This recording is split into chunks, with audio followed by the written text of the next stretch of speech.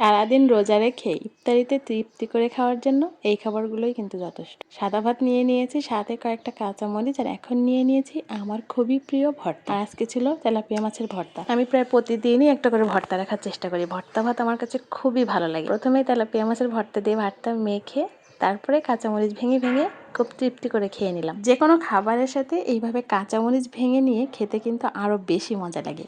আর এরপর নিয়ে নিয়েছি ব্রোকলি ভাজি, আর ব্রোকলি সবজিটাও কিন্তু অনেক বেশি মজার। অনেকটা পরিমাণে ব্রোকলি ভাজি নিয়েছি, আর এখন ভাতের সঙ্গে মেখে সাথে কাঁচামরিচ ভেঙে ভেঙে ভাজিটা দিয়ে ভাতটাও খুব মজা করে খেয়ে নিই। আর এরপর সবচেয়ে প্রিয় এবং লোভনীয় ছিল শুটকি মাছের তরকারি। আর এই শুটকিটা খেতে যে এত বেশি মজা, যা তোমাদেরকে বলেই বোঝাতে পারবো না।